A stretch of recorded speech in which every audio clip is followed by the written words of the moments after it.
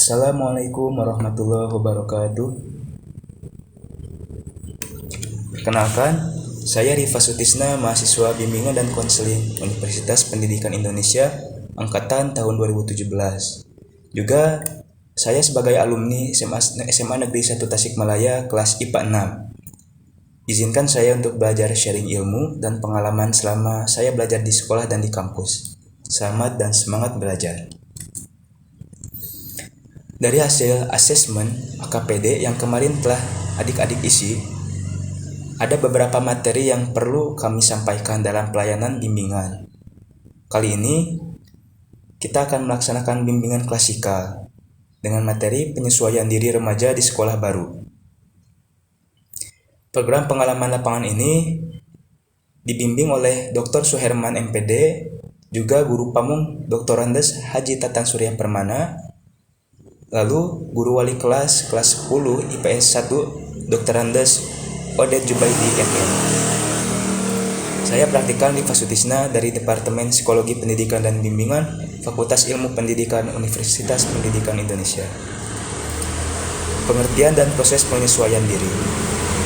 Di sini ada beberapa pendapat para ahli. Yang pertama ada dari Snyder's. Penyesuaian diri menurut Snyder's merupakan suatu proses dinamis yang bertujuan untuk mengubah perilaku individu agar terjadi hubungan yang lebih sesuai antara diri individu dengan lingkungannya. Kemudian menurut Ali dan Asrori menyatakan bahwa penyesuaian diri dapat didefinisikan sebagai suatu proses yang mencakup respon-respon mental dan perilaku yang diperjuangkan individu agar dapat berhasil menghadapi kebutuhan-kebutuhan internal, ketegangan, frustasi, konflik, serta untuk menghasilkan kualitas keselarasan antara tuntutan dari dalam diri individu dengan tuntutan dunia luar atau lingkungan tempat individu berada. Jadi, dari beberapa pendapat ahli di atas dapat disimpulkan bahwa penyesuaian diri adalah suatu proses respon mental dan perilaku dalam menyesuaikan dan menyelaraskan hubungan antara individu dengan lingkungannya. Kemudian karakteristik penyesuaian diri. Pertama ada penyesuaian dengan menghadapi masalah secara langsung. Dalam situasi ini, individu secara langsung menghadapi masalah dengan segala akibat-akibatnya. Ia melakukan segala tindakan sesuai dengan masalah yang dihadapinya. Jadi, di sini kita jika menghadapi masalah akan bertemu dengan beberapa penyelesaian masalah yang harus kita pilih. Nah, sebelum kita mengambil tindakan, kita angka baiknya mengetahui apa akibatnya jika kita mengambil tindakan tersebut. Apakah itu baik atau buruknya, positif atau negatifnya. Yang kedua, penyesuaian dengan melakukan eksplorasi. Di sini, individu mencari bahan pengalaman untuk dapat menghadapi dan memecahkan masalahnya. Ya, jadi individu pastinya memiliki pengalaman-pengalaman. Jika kita mungkin sebelumnya pernah di SMP ada masalah terkait ujian kah, terkait ya salah satunya ujian.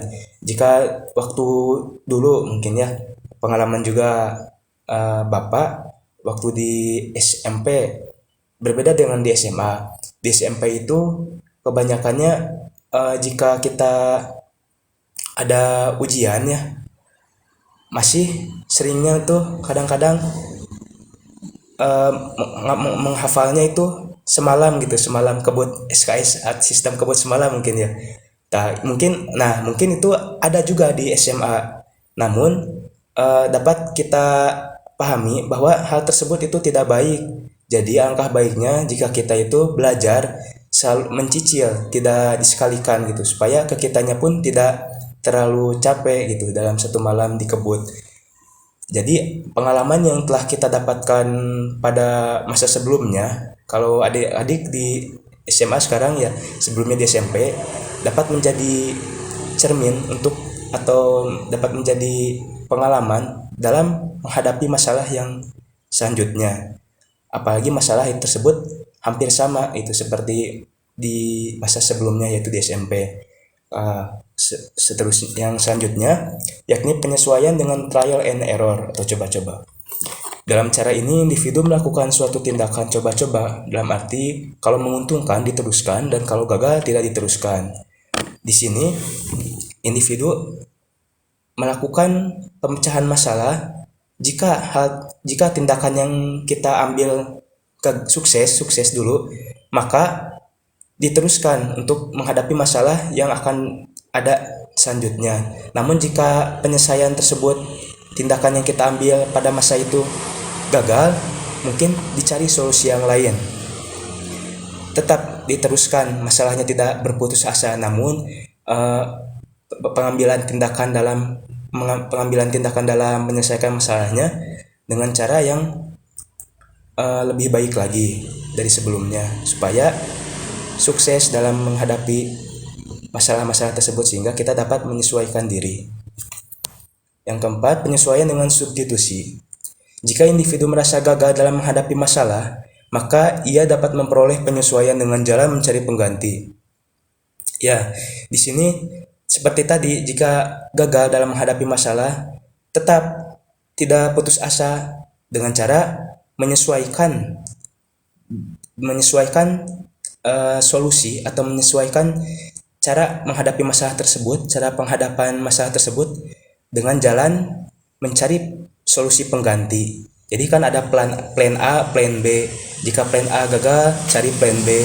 Jika plan B masih gagal, cari plan C dan seterusnya. Sehingga jika kita menemukan plan selanjutnya yang plan tersebut sukses, misalkan di plan D atau plan E atau plan selanjutnya, kita dapat menjadi pengalaman gitu, dimana pengalaman tersebut sangat berharga jika kita menghadapi masalah yang sama ataupun masalah yang lebih kompleks atau lebih berat atau lebih tingkatannya lebih tinggi dari sebelumnya.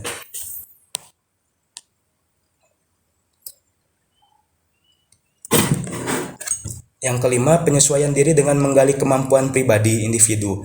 Mencoba menggali kemampuan-kemampuan khusus dalam dirinya dan kemudian dikembangkan sehingga dapat membantu penyesuaian diri. Ya, di sini kita dituntut untuk menggali kemampuan apa yang ada pada diri, seperti minat, bakat. Contohnya, teman-teman suka pelajaran apa? Misalkan teman-teman ada yang suka matematika, di sini digali kemampuan pribadi. Jadi kemampuan-kemampuan khusus itu bisa kita kembangkan sehingga kita itu tadi dapat menyesuaikan diri. Jadi ada kelebihan yang dapat kita tonjolkan, ditampilkan, sehingga hal tersebut menjadi motivasi untuk diri dan juga motivasi untuk orang lain. Contoh untuk diri dan juga contoh untuk orang lain dalam hal yang positif. Selanjutnya, penyesuaian diri dengan belajar. Di sini kita sama-sama belajar. Bapak pun yang sedang men-share materi belum tentu bisa, sama-sama kita belajar. Individu akan banyak memperoleh pengetahuan dan keterampilan yang dapat membantu menyesuaikan diri. Jadi sama-sama dengan adanya kita belajar ini, sharing ilmu, maka kita pun termasuk Bapak akan terus mengembangkan diri sehingga dapat menyesuaikan diri dalam konteks dalam pendidikan, dalam penyelesaian kehidupan sehari-hari, seperti itu. Kemudian penyesuaian diri dengan inhibisi. Inhibisi ini artinya di dalam KBBI mencegah dari larangan-larangan atau dengan cara mengkontrol diri dan mengontrol diri.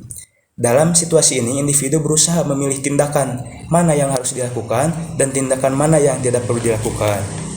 Ya, konteks di sini terdapat aturan-aturan mungkin di sekolah ya.